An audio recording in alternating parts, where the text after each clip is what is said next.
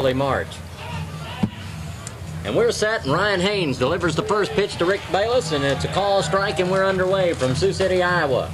What's at stake here? We'll explain as we get through the early innings.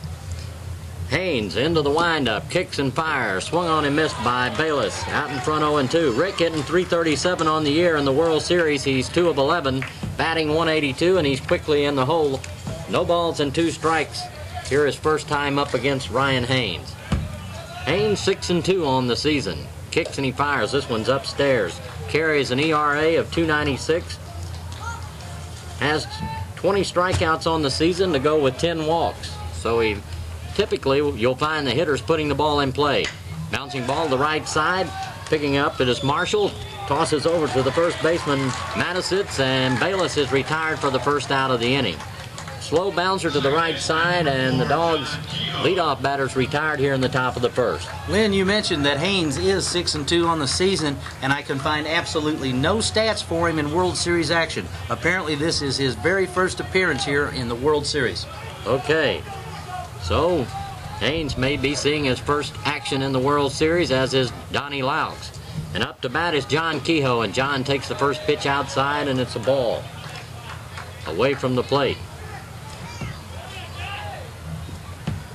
Haynes working out on the mound, behind in the count 1-0. This one a beauty, a curveball over the inside half of the plate, and we're even at 1-1. If the Dogs win tonight, Birmingham-Southern is eliminated, and the Dogs would play Bellevue, Nebraska for the World Series Championship tomorrow evening. And this pitch is over the outside part of the plate for a call strike, and Haynes is out in front of Kehoe, 1-2. It would force Bellevue to beat the Bulldogs 2 times if the Dogs can win here tonight. Kehoe, line drive up the middle, base hit. Kehoe hit the ball hard 4 times last night and came away with 1 hit, and starts tonight with a solid single to center field. Well, Lynn, I've been saying earlier in the year, as go the Dogs, so goes John Kehoe. He's been a big help for us. When Kehoe's been hitting good and delivering at the plate, the Bulldogs seem to be winning. This is a good sign maybe tonight. And that'll bring Steve Green, the Bulldog catcher, to the plate. Green batting .401 on the year. We'll chase down his numbers in the College World Series. Last night had a big double off the right center field wall. Green in the World Series is 2 of 11, batting .182 also. He takes the first pitch upstairs, ball 1. We told you if the Dogs win, Southern's out. The Dogs would play Bellevue tomorrow night for the national championship. Should Bellevue beat Cumberland tomorrow night, there'd be another game on Friday. And there's a long drive, deep right field. Chasing it down, it's going to get over the right fielder's head and up against the wall. Green's around first. Kehoe headed for third. Will they wave him? No, they'll stop Kehoe at third, and it's a stand-up double for Steve Green, and the Dogs have something cooking in the top of the first. Lynn, the Dogs wanting to strike early here. That's what they did yesterday, and that's what they did back in Game 1 against Southeastern Oklahoma. They're trying to get some runs on the board early. Steve Green chased Jake Scafidi all the way to the warning track, and the ball got over his head and bounced off the right field fence about 335 feet from home plate, and Kehoe made it all the way around to third, and Green hustled into second base with a stand-up double, so the Dogs have runners at second and third, and just 1 man out, and to the plate will be Mark Mills. Then we have a courtesy runner at second base in the form of Kyle Shedrin. And so Shedrin will run for Green. Got good speed on the base pass. As Mills stands in here, the Bulldog third sacker, they throw over to third, trying to catch Kehoe napping, but Kehoe was only 1 foot off the bag. I don't understand why he went to third base. Kehoe not a threat at all in that situation. Well, maybe Haynes is not loose out on the mound yet. Taking a few extra throws as he works against Mills. Pitch on its way, swung on and missed. Dogs need to capitalize on this scoring opportunity in the first and get off to another good start. They've done that earlier in the series. Base hit here could very well plate 2 runs for the Bulldogs, get them on the board. We told you if the Dogs win here tonight, they play in the championship tomorrow and would have to be beaten twice by Bellevue. Should they lose, the Dogs, first the pitch, line drive up the middle, base hit. Kehoe will score. Around third is Shedrin. Woody Hunt sending him to the plate. Here comes the throw. It's cut off by the pitcher, and the Dogs lead 2-0. Mark Mills delivers the clutch single through the middle, and the Dogs have grabbed an early lead 2-0. 3 straight hits by the Dogs, and they have rocketed Ryan Haynes here in the opening inning, and the Dogs grab an early 2-0 lead. That ball hit very hard by Mark Mills. It went right back up the middle of the field, rolled slowly into center field as the center fielder came on. Bulldogs able to get 2 runs across. And if you're Donnie Lauck sitting over there in the dugout, you got to like that early lead as you go to the hill. 1 man out, and the Dogs have a runner at first in Mark Mills, who plated 2 with an RBI single. Scoring was John Kehoe and Kyle Shedron.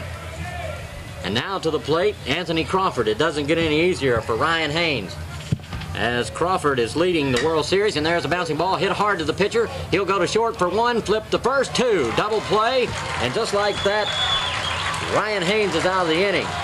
Crawford hit the ball on the nose, but right back at the pitcher, but it's a good first half of the ball game for the Bulldogs here in the top of the first as they pick up 2 runs on 3 hits, as Kehoe singles, Green doubles, and Mark Mills drives them both in with a solid single to center field.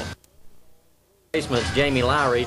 Out in left field for the Dogs tonight is Anthony Crawford, the center fielder Rick Bayless, and anchoring down the right field slot will be Chris Combs, the catcher Steve Green, and out on the hill, as we told you, with the 9-1 record is Donnie Lauck. Then I talked to Donnie in the parking lot, and I'll tell you more after this pitch. First pitch on its way is upstairs, ball 1 to Chris Dorsey, who'll lead it off for the Panthers. Donnie informed me that he was scared to death, but in 10 outings this season, Lynn, I haven't seen Donnie when he wasn't scared to death. And Dorsey takes the next pitch, beauty, over the outside part of the plate, count even at 1-1. I should tell you that Dorsey is a 5'10", 160-pound junior from Huntsville, Alabama. That's hitting 300 in the College World Series. He's 3 of 10. As he steps in here, bouncing ball to the right side, Kehoe plays the big bounce. Have to hurry his throw to first, and it's a strike over to Lowry, and quickly there's 1 away as Dorsey hits a high chop to John Kehoe, who plays the ball flawlessly, as has the Bulldog defense this entire World Series, and there's 1 away in the bottom of the first. Good start for Lauck in the bottom of the first.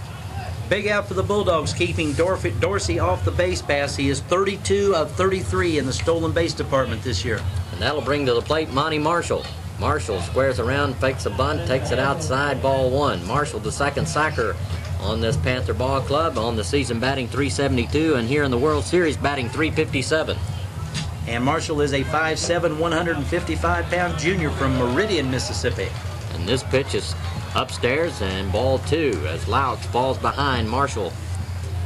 Bottom of the first, Dogs leading 2-0 early as they get off to a quick start again here tonight. Squares the bunt, misses, and this one will be a strike as he bunted through the ball, and the count goes to 2 balls and 1 strike. Lynn, I can remember Marshall from when we played down there. A very effective second baseman, has a good glove, hits the ball well, gets on base, makes contact, does all the things right. Lauck delivers this pitch, and it's a fly ball, shallow left field. Coming in quickly is Crawford. He's there, camps under, and makes the catch for the second out of the inning. So Lauck falls behind Marshall, 2 balls and no strikes, comes back and retires him on a pop-up lazy fly ball to left field that Crawford had no problem with, and we have 2 away, and to the plate will be Greg Martin, the left fielder on this Panther ball club, who on the season is batting .295. Martin is a 5'10", 170-pound senior from Sterrett, Alabama. And Martin having a very good World Series, batting .357. He's 5 of 14 as the first pitch is delivered to him, and it's downstairs, ball 1. To finish the scenario, should the Dogs lose here to Southern, the Dogs would draw a bye tomorrow, would not play, and Southern would tangle with Bellevue, and then the Dogs would catch the winner in a 1-game showdown for the national championship on Friday evening. But first things first, the Dogs need to take care of business against Southern, and we don't have to worry about that.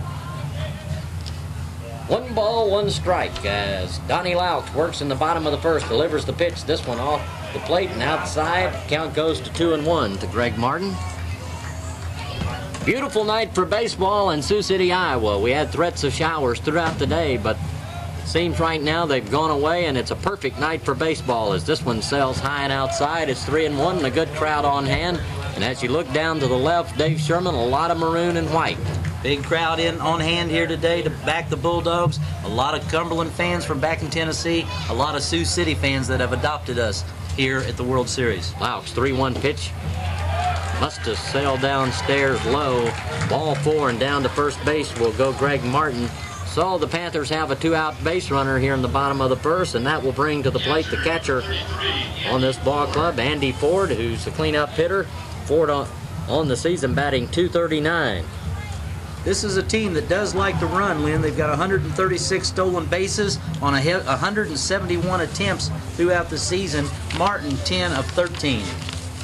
So we'll have to watch the runners at first and see if the Bulldogs, Donnie Laus, can keep him close. Ford on the season, as we chase down the numbers, we told you batted .239. He takes a curveball and it's a dandy for a call strike. Been at the plate 159 times, has 38 hits, and among those 38 hits are 10 home runs, so he's a threat to go deep.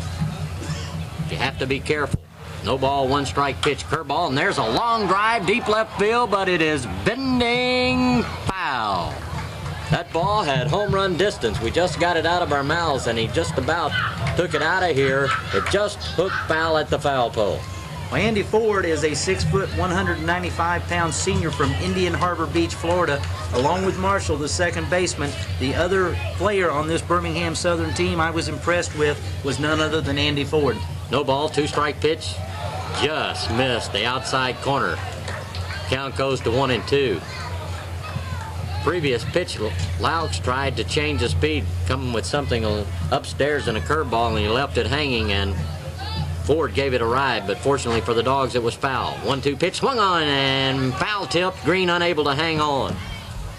He had him fooled, but he just foul tipped it. Green unable to grab the handle on that one, and the count will remain 1-2, and still down at first base for the Panthers is Greg Martin.